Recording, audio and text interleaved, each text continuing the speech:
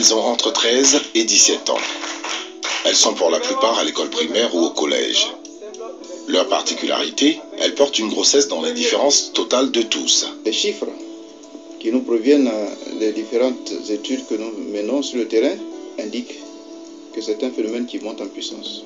En effet, 5076 cas de grossesse ont été enregistrés au cours de l'année scolaire 2012-2013. Ce phénomène touche à 77,6% la tranche d'âge de 11 à 15 ans, avec un pic chez les jeunes filles des classes de CM1 à la 3e. Ce phénomène représente un véritable obstacle pour l'éducation et l'instruction des jeunes apprenantes. Mademoiselle Bogoué Laetitia est une jeune fille de 17 ans. Elle vit avec ses parents à Diopoué. Elle a contracté une grossesse non désirée en cours d'année scolaire et est actuellement enceinte de 7 mois et demi environ.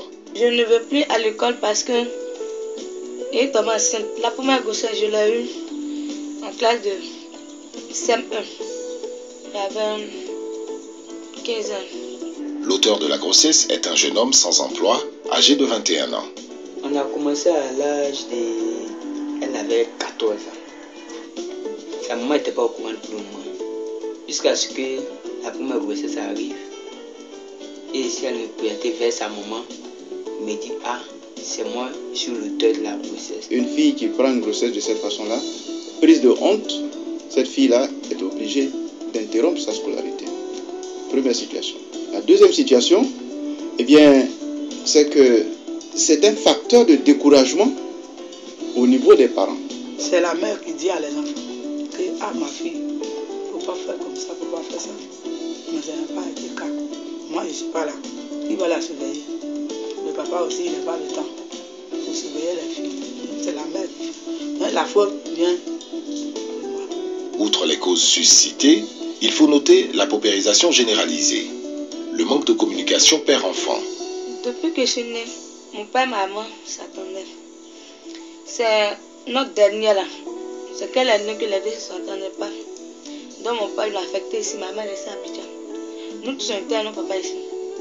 Maman était à Abidjan. D'abord, ma première grossesse d'abord, il n'a pas dit à maman, puis il est enlevé. Maintenant, deuxième là, mon père a su, puis il a fait parler à Abidjan. Il dit non, il ne veut pas. La peur de la colère des parents et le manque de soutien de la part de sa famille ont également accru le poids de cette grossesse sur ses frêles épaules d'adolescente désemparée. Sensibiliser, c'est bien, mais il faut qu'on mène des actions incisives sur le terrain. Entre autres actions, le ministère de l'Éducation nationale et de l'enseignement technique préconise d'améliorer l'environnement socio-économique et de protection des filles. Cette petite mariée de 8 ans est morte pendant sa nuit de noces. La raison de son décès vous déchirera le cœur. Si le mariage constitue pour beaucoup d'entre nous un événement heureux qui relève d'un choix, il n'en est malheureusement pas le cas pour des millions d'enfants dans le monde dont le destin est brisé, parce qu'ils se voient forcés à s'unir avec un homme plus vieux. Les parents, pauvres ou peu scrupuleux, sont prêts à troquer leur chair, qui ne représente pas plus à leurs yeux qu'une ressource financière lucrative. Dans certains pays, le mariage précoce est une coutume ancestrale qui perdure et nuit gravement à l'avenir des fillettes, voire à leur vie.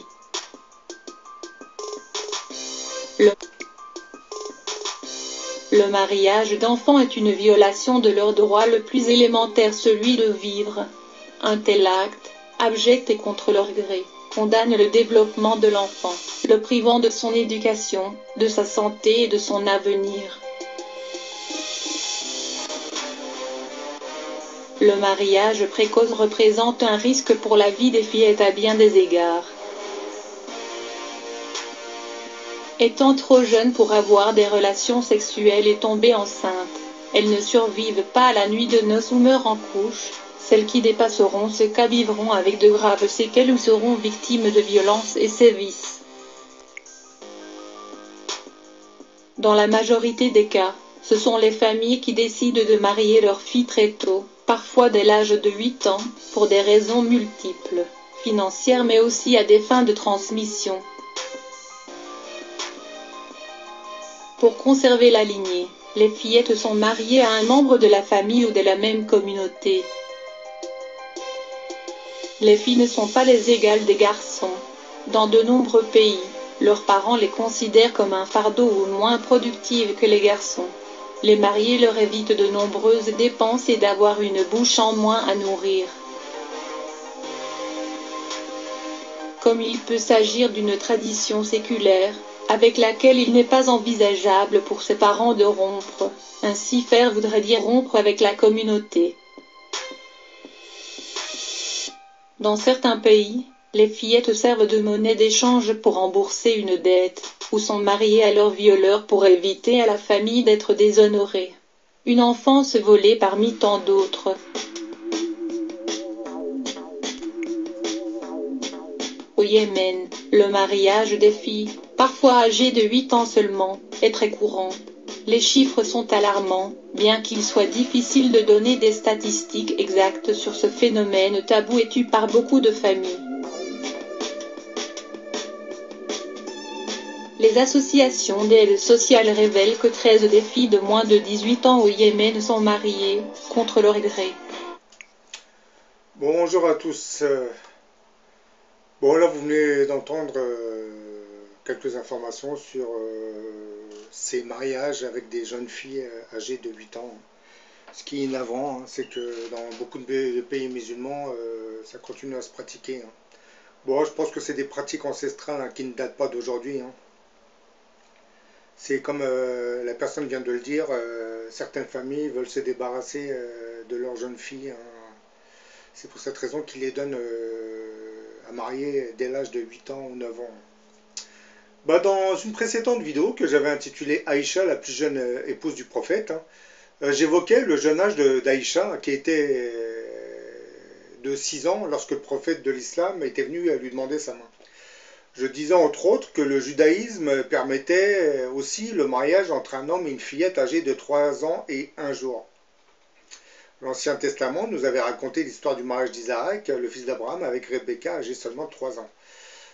Dans la Genèse, chapitre 25, verset 20, on nous dit « Et quand Isaac eut atteint l'âge de 40 ans, il épousa une jeune fille de 3 ans, Sarah, fille de Bethuel, l'araméen, de Padan-Aram, et sœur de Laban, l'araméen. » Devant ces aberrations, je disais qu'avant l'âge de 10 ans, une jeune fille n'avait aucune notion de ce qu'était l'amour, avec un partenaire, encore moins un contrat de mariage. À cet âge, les jeunes filles sont comme des enfants qui s'amusent sans vraiment rien connaître du monde des adultes. Pour que ce genre de pratique sexuelle ne puisse plus avoir lieu avec des jeunes filles de 3 ans ou 9 ans ou 8 ans, j'avais suggéré de faire monter l'âge légal pour une telle liaison jusqu'à 14 ans. Mais comme vous le savez, 14 ans, c'est encore beaucoup trop jeune. J'ai mis cet âge pour voir les réactions des internautes. Bon, certains ont commencé à être très très agressifs contre moi. Parce que 17 ans, pour moi, serait l'âge le plus convenable. Je précise l'âge le plus convenable. Mais bon, si la personne pouvait attendre encore quelques années pour avoir ses premiers rapports, ça sera encore mieux. En entendant ce genre de suggestions, certains internautes se sont empressés de m'agresser verbalement en me collant l'étiquette de pédophile. Oui, vous avez bien entendu. Et l'un de ces internautes qui est venu dire dans un commentaire qu'il se désabonnait de ma chaîne, est ensuite revenu pour y déposer plusieurs de ces messages insultants. Donc j'ai dû supprimer cet internaute de ma chaîne, logiquement. Parce que vous vous désabonnez, vous arrêtez de venir sur la chaîne de la personne. Vous ne venez pas à chaque fois l'insulter. J'estime que les gens qui ne sont pas d'accord avec mes vidéos, ils peuvent donner leur avis, mais ils ne viennent pas insulter les youtubeurs. Parce que c'est trop facile, si on se met à insulter les gens parce qu'on n'est pas d'accord avec eux, je leur répondrai que vous n'êtes pas d'accord avec le contenu d'une vidéo, vous ne suivez pas les vidéos de la personne, vous allez dans une autre chaîne. D'ailleurs, le youtubeur moi-même, je ne demande pas aux gens de venir s'abonner dans ma chaîne. À l'origine, quand j'ai commencé à poster, je ne songeais même pas aux abonnements, c'était juste pour diffuser de l'information que j'envoyais aux internautes. Par la suite, certains se sont abonnés parce que le contenu de certaines de mes vidéos devenait de plus en plus intéressant. Donc, mais je n'ai pas demandé aux gens de s'abonner. S'ils s'abonnent, c'est parce que le contenu les intéresse. Donc quand je vois que certains internautes écrivent clairement en gros que je me désabonne, vous savez, ça ne me fait pas grand chose. Je pourrais effacer votre message, mais je fais en sorte de le garder. Parce que j'ai compris que beaucoup de ces internautes disent que je me désabonne pour inciter les autres à faire de suite. À faire de suite la même chose. C'est psychologique en réalité. C'est un peu comme les forums, quand vous allez dans un forum, vous postez un petit texte qui ne convient pas à certains internautes, et ben, certains de ces internautes vont s'empresser de dire oui, mais bon, la modération ne travaille pas. En réalité, ils envoient des messages indirects au modérateur pour qu'il bloque votre sujet. Et là, sur YouTube, vous avez beaucoup d'internautes qui font exactement la même chose. Hein. Donc, lorsqu'ils se désabonnent, ils s'empressent de venir l'écrire pour que tout le monde puisse le lire. Et vous inciter à faire de même. Hein. Donc, voilà, c'est parce que le contenu de la vidéo ne les intéresse pas, il les gêne beaucoup plus qu'autre chose. Hein.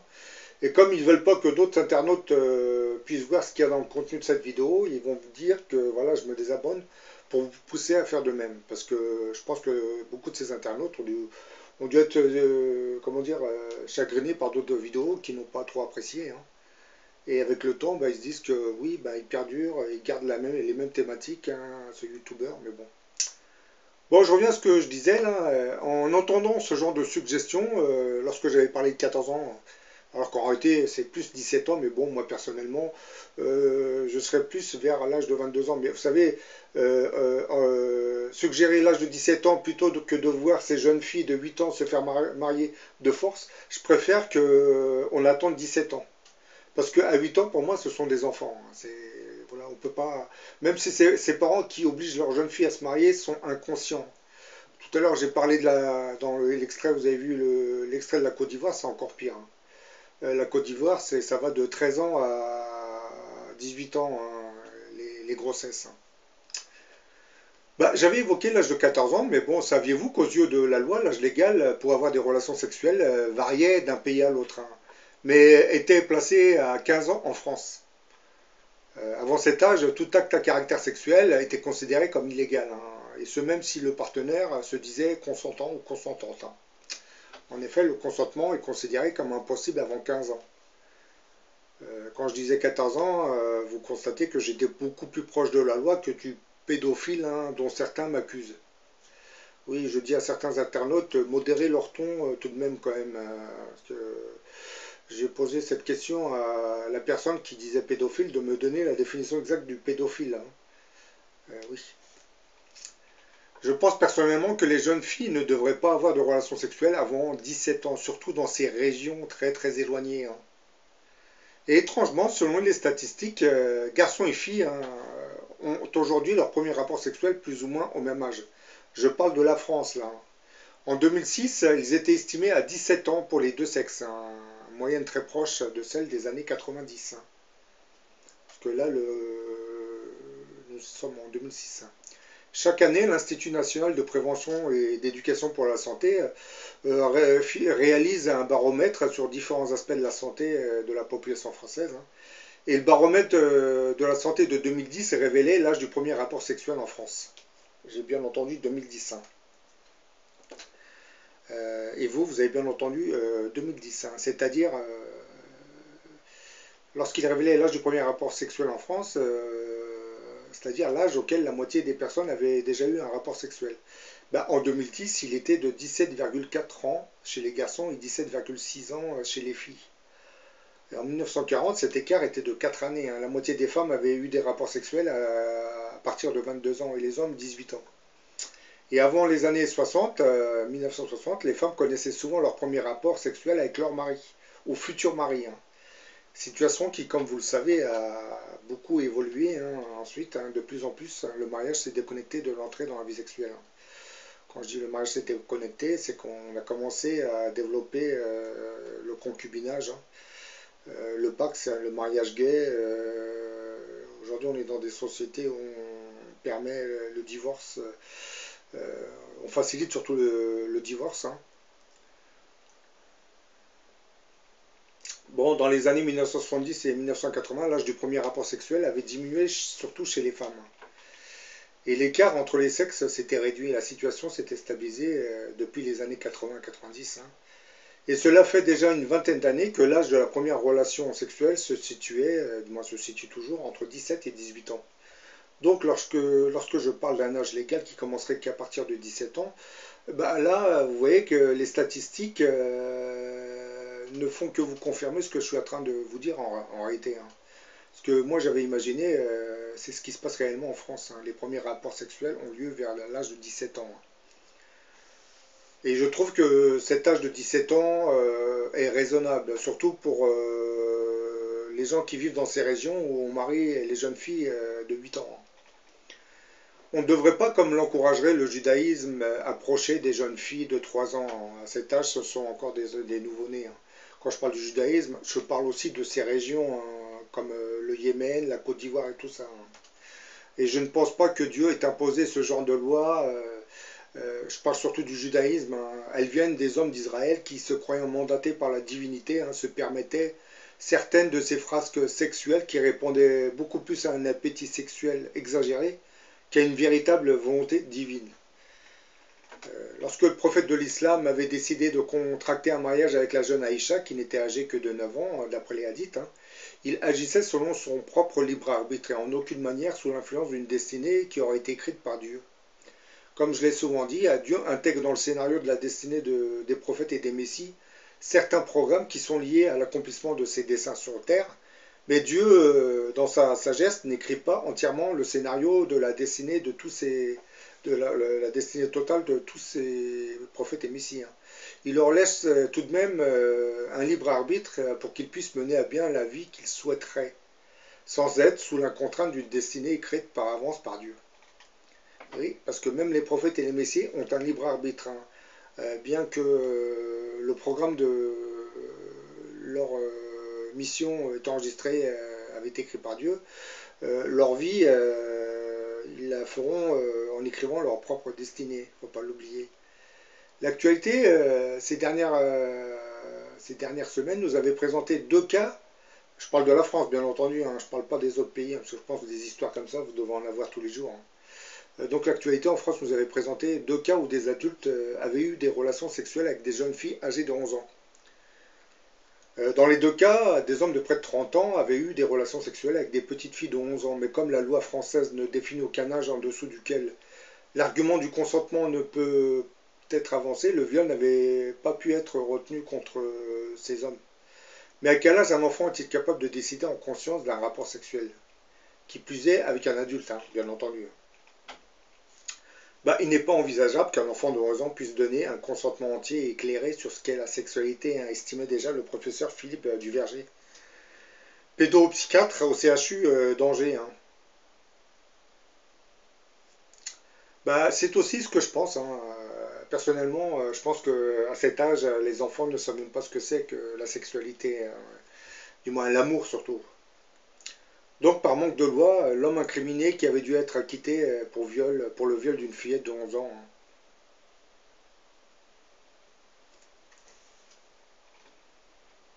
Ça s'était passé en 2009. Les jurés de la cour d'assises avaient estimé qu'il n'y avait pas eu de violence, contrainte, menace ou surprise, qui est logiquement la définition du viol dans la loi. Et ce verdict avait tout de même soulevé la nécessité d'inscrire un âge minimum de consentement à un acte sexuel. Le second fait divers avait renforcé le débat sur l'âge de présomption de non-consentement des mineurs. Une autre petite fille de 11 ans avait eu des relations sexuelles avec un homme de 28 ans. Et le parquet, ayant retenu l'absence de violence physique, en avait aussi déduit qu'il n'y avait eu ni viol ni agression sexuelle, mais seulement une atteinte sexuelle sur mineur. Le procès devant le tribunal correctionnel de Pontoise avait été renvoyé au 13 février, le temps d'examiner une question de procédure soulevée par la défense. La limite d'âge en question, bien entendu. En attendant, la ministre de la Justice et la secrétaire d'État à l'égalité entre les femmes et les hommes se sont quand même emparés de la question. Selon Marlène Schiappa, un âge devrait bien être intégré à la loi et se situerait entre 13 et 15 ans.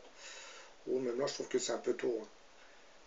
Bien que dans ma précédente vidéo, dès que j'ai dit 14 ans, on m'a tout de suite traité de pédophile. Là, carrément, vous avez des femmes de loi, des femmes de gouvernement qui situerait l'âge entre 13 et 15 ans. Même moi, je dis que c'est trop tôt en réalité, puisque quand j'ai dit 14 ans, je ne pensais pas vraiment à 14 ans. Moi, personnellement, l'âge minimum, c'est 17 ans, voire vers 22 ans, 23 ans. En tout cas, dans la loi contre les violences sexistes et sexuelles, qui doit être soumise en 2018, la création d'un seuil de présomption de non-consentement serait prévue, avait assuré cette secrétaire d'État. Il faut légiférer, disait le professeur Duverger, car il s'agirait de protéger les enfants. Et je crois que 15 ans, c'est raisonnable. En effet, en dessous de cet âge, l'enfant ne peut pas être dans un discernement bien précis. Là, je suis d'accord lorsqu'il dit que l'enfant ne peut pas être dans un discernement précis, mais je ne suis pas d'accord avec cet âge de 15 ans. Je pense qu'il faut le faire monter jusqu'à 17 ans, voire 22, 23 ans. J'ai fait cette vidéo pour vous dire qu'en réalité, marier des jeunes filles de 8 ans, c'est inconcevable en réalité. À cet âge, ce sont encore des enfants qui préfèrent plus s'amuser qu'autre chose. Quand ces familles essaient de s'en débarrasser en les mariant de force avec un adulte, je ne comprends pas leur attitude. Ils se débarrassent de leur propre enfant, sans état d'âme, c'est incroyable. Je ne sais pas si ces gens ont réellement la foi ou alors ils pensent... pourquoi, d'ailleurs, c'est ce que je dis, pourquoi ils marient leurs enfants de 9 ans à des adultes? Parce qu'ils se basent sur cette histoire de Aïcha où le prophète de l'islam s'était marié avec une jeune fille de 9 ans. C'est ça le problème. C'est que c'est vrai que quand vous êtes un prophète ou un messie, il faut savoir que tout ce que vous faites aura des répercussions sur votre communauté dans le futur. Et comme le choix du prophète de l'islam de se marier avec cette jeune fille de 9 ans n'était pas vraiment intégré dans la destinée, n'était pas vraiment écrit par Dieu, je pense que là, il avait fait une petite erreur en décidant de se marier avec cette jeune fille, puisque aujourd'hui, comme vous voyez, dans beaucoup de pays musulmans, on marie les jeunes filles de 8-9 ans, parce que ce hadith nous explique que le prophète de l'islam s'était marié avec une jeune fille de 9 ans. Bon, beaucoup d'internautes viennent me dire dans les commentaires que c'est des faux hadiths. Vous savez, je ne sais pas faire la distinction entre un vrai et un faux hadith. Je vous dis ce que j'ai trouvé sur internet sur ces mariages de jeunes filles. Et les seuls que j'ai trouvés, c'est ceux qui parlent de Aïcha. Donc il faut essayer de me prouver que ce hadith est faux. Comme c'est très dur de prouver que c'est un hadith vrai. Parce que les hadiths, ce sont les paroles sacrées du prophète. C'est très très dur de dire si ce hadith est vrai ou si ce hadith est faux. Puisque depuis 14 siècles dans l'islam, beaucoup de califes et souverains se sont servis de certains théologiens pour inventer des hadiths qui allaient dans le sens que eux ils souhaitaient, des hadiths qui les confortaient dans leur intérêt, puisque à cette époque peut-être qu'ils avaient des choses bien précises, donc ils ont monté de toutes pièces certains hadiths pour dire ensuite au peuple, vous voyez, le prophète avait dit ça, donc c'est toléré. Et oui, et malheureusement, c'est probablement de faux hadiths qui ont été intégrés dans la liste des hadiths. Bien entendu, il y a des vrais hadiths, parce que le prophète de son vivant a parlé, et ses fidèles qui étaient autour écoutaient ses paroles, donc des paroles du prophète sacré, il y en a de vrais. Mais bon, dans tout ce déluge de hadiths, c'est très dur de faire la distinction des vraies paroles des fausses. Ceci dit, Aïcha, c'est un hadith qui a bien circulé, parce que si dans ces pays lointains musulmans comme le Yémen et bien d'autres pays, on marie des jeunes filles de 9 ans, c'est pas par hasard. C'est que, voilà, le hadith de Aïcha est arrivé à leurs oreilles quand même. C'est pour cette raison que je pense dans le futur, celui que vous appelez le grand monarque va remédier à ce problème en établissant un âge limite pour le mariage surtout. Parce que je ne pense pas que le grand monarque soit d'accord avec ce genre de mariage, puisqu'il sait très bien que les jeunes filles de 9 ans, ce sont des enfants qui préfèrent plus s'amuser qu'autre chose. On ne peut pas pousser un enfant de 9 ans et le marier de force. C'est comme si vous le prenez en otage et vous le jetez entre les mains d'un inconnu. Et puis l'autre, l'inconnu qui a plus de 30 ans, c'est comme s'il était avec sa propre fille. C'est ça le drame. Mais bon, j'en ai fini avec cette vidéo. Je l'ai faite surtout pour répondre à certains internautes. Je leur demande d'être courtois et modéré. Parce que, comme vous l'avez constaté, je n'hésite pas à résilier, du moins, à enlever certaines personnes de ma chaîne. Bon, qu'elles me disent qu'elles se désabonnent, c'est un fait, mais bon, qu'elles ne viennent pas ensuite poser leurs messages insultants. Parce qu'en général, quand une personne me dit qu'elle se désabonne et elle revient pour m'insulter, je la supprime de ma chaîne. Bien entendu, je le fais rarement parce que beaucoup d'internautes ont remarqué que leur message est toujours sous mes vidéos. Je le fais que dans des cas extrêmes. Hein, c'est vraiment... Certains internautes me posent aussi cette question, ils ont vu leur message disparaître. C'est parce que j'ai dû estimer que le contenu, certaines phrases du message, parce que quelquefois c'est des textes qui font plusieurs lignes, certaines lignes qui étaient contenues dans ce message étaient un peu provocateurs. C'est pour cette raison que j'ai supprimé leur texte, mais en aucune manière je les ai supprimés de ma chaîne, hein, puisqu'ils continuent à répondre à mes vidéos. Ceux que je supprime de ma chaîne, ce sont ceux qui ont tendance à m'insulter et à insulter surtout les autres internautes. Hein. C'est-à-dire que je vois qu'un internaute insulte un autre internaute, je le supprime. Oui, il faut être modéré, courtois. Dans d'autres vidéos, certaines personnes sont moins modératrices, mais moi, je n'accepte pas certaines insultes. Vous pouvez donner votre avis, hein, vous êtes d'accord ou pas, mais il faut éviter de m'insulter. Lorsqu'on me dit que je suis un pédophile, pour moi c'est une grossière insulte, ça. Une grosse insulte. Parce que lorsque vous dénoncez le mariage des jeunes filles de 8 ans, c'est pas de la pédophilie que vous faites. Hein. Vous dénoncez ce qui se passe réellement, une injustice pour ces jeunes filles. Donc je pense que certaines personnes qui me traitent de pédophile ont dû tomber sur d'autres vidéos qu'ils n'appréciaient pas. Et voilà, ils ont toujours cet esprit vengeur. Dès qu'il y a une vidéo qui ne correspond pas à leur thématique, à leur vision des choses, ils s'empressent de venir m'agresser presque verbalement. D'ailleurs, vous l'avez remarqué, j'ai fait une vidéo où je parlais du World Trade Center, hein, où je parlais que ce n'est pas parce qu'on est contre certaines idées développées par les complotistes qu'on est contre tous les complotistes. Il faut le comprendre aussi. Moi, j'ai donné mon avis sur le World Trade Center. J'ai dit que ces tours n'ont pas été détruites volontairement, hein, les 2 tours du World Trade Center. Elles se sont écroulées parce que, par le simple fait que l'avion, en s'encastrant dans le bâtiment, a sectionné toutes les structures porteuses du bâtiment. Et avec le feu qui a consumé certaines structures, parce qu'on nous dit que l'acier fusionne à je ne sais pas combien de degrés, mais vous savez, quand vous avez un avion qui s'encastre dans un étage, vous avez une boule de chaleur qui se constitue. La température monte à une telle puissance qu'en réalité tout va se mettre à fondre.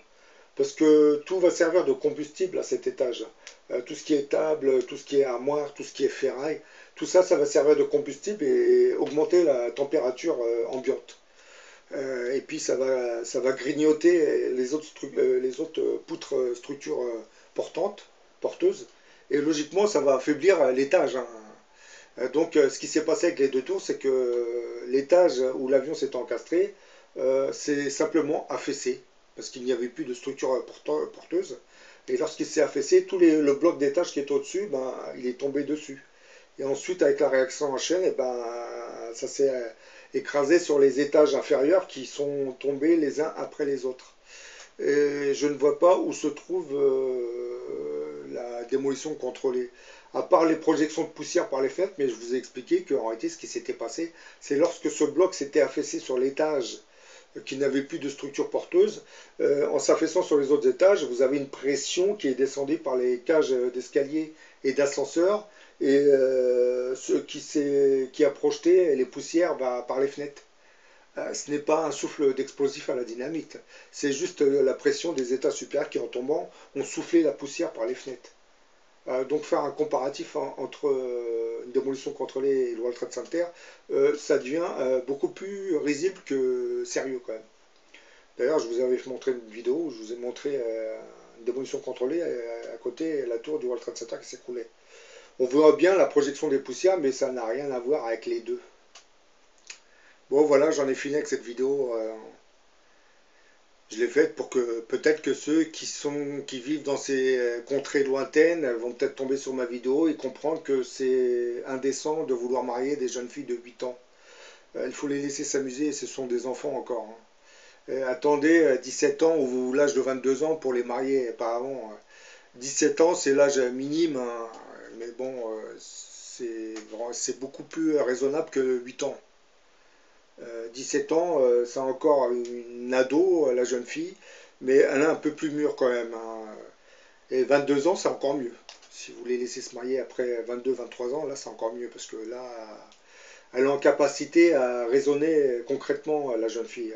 Alors que 8 ans, non, vous jetez votre enfant à quelqu'un, et vous ne savez même pas comment cette personne va traiter votre enfant. Hein. Peut-être qu'elle sera violentée, battue. En plus, vous avez entendu dans l'extrait vidéo, beaucoup de jeunes filles meurent le soir même des noces. Hein. Parce que vous comprenez qu'un homme de 30 ans ne peut pas en réalité avoir un rapport avec une jeune fille de 7-8 ans. C'est de la logique. Mais ces gens, je ne sais pas s'ils sont conscients de ce qu'ils font à ses parents. Il faudrait faire beaucoup plus de vidéos pour les raisonner en réalité. Parce que bon, une vidéo, ça va. Quand je fais une vidéo, elle va sur la toile internet, mais bon, elle est diffuse, hein, elle n'est pas vraiment. Donc si d'autres internautes pouvaient faire d'autres vidéos pour dénoncer ces mariages forcés de jeunes filles, ça serait très très bien. Je vous dis à la prochaine pour une autre vidéo.